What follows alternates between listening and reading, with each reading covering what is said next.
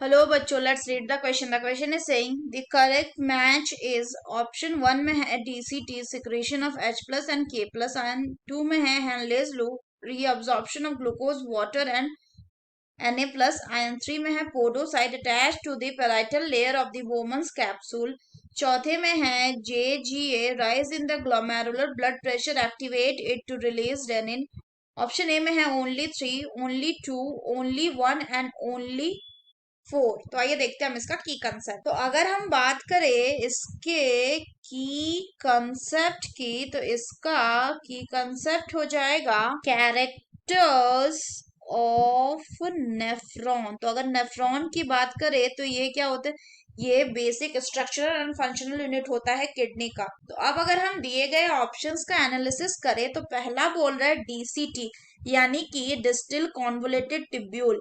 अगर डीसीटी की बात करें तो यहाँ पे क्या होता है, यहाँ पे कंडीशनल कंडीशनल रीअब्जॉर्प्शन होता है. किसका? यहाँ पे कंडीशनल रीअब्जॉर्प्शन होता है आपका सोडियम आयन एंड वाटर का. साथ ही साथ यहाँ पे सिलेक्टिव सिक्रेशन होता है. सिलेक्टिव सिक्रेशन किसका होता है? यहाँ पे सिलेक्टिव सिक्रेशन होता है H plus and K plus ions का. नेक्स्ट बात करें तो नेक्स्ट बोल रहा है हैनलेज लूप. तो हैनलेज लूप जो है इसमें मेनली दो पार्ट होते हैं. एक होता है क्या, एक को कहा जाता है डिसेंडिंग डिसेंडिंग पार्ट.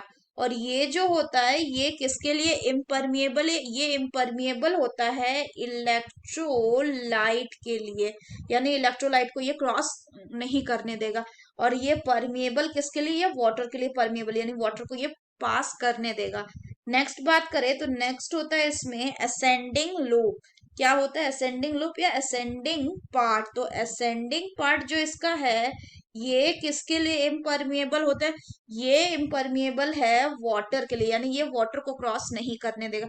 लेकिन ये परमिएबल होता है इलेक्ट्रोलाइट के लिए, यानी ये इलेक्ट्रोलाइट को पास करने देगा.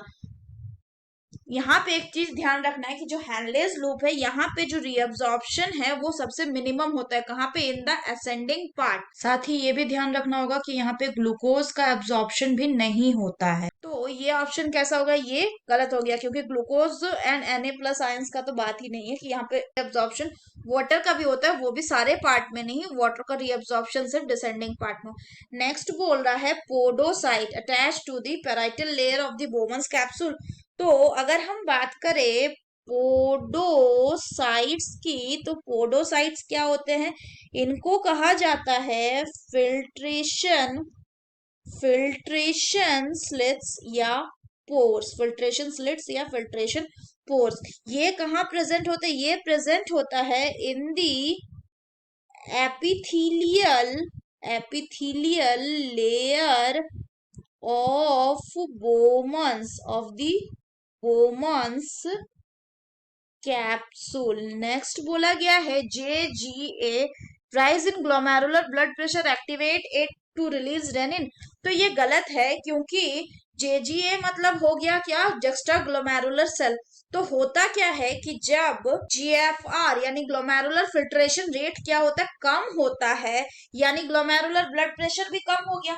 उस टाइम पे क्या होगा कि JGA सेल को सिग्नल जाएगा एक्टिव होने का, और JG सेल जो है वो रिलीज करेगा रेनिन, और रेनिन फिर करेगा एंजियोटेंसिनोजेन को कन्वर्ट इनटू एंजियोटेंसिन 1 एंड 2. इसमें जो एंजियोटेंसिन 2 होता है ये एक वेसो कंस्ट्रिक्टर होता है जो क्या करेगा? इंक्रीज कर देगा ब्लड प्रेशर को, एंड देयरफॉर GFR भी इंक्रीज हो जाएगा. तो इसमें करेक्ट ऑप्शन कौन सा है? सिर्फ अगर हम बात करें तो करेक्ट ऑप्शन है सिर्फ 1, यानी secretion of H plus and K plus कहाँ पे होता है? सिलेक्टिव सिक्रेशन DCT में होता है. So the correct option will be option C, that is only 1. So that's all for the question बच्चों. Hope you understood it well. Best of luck.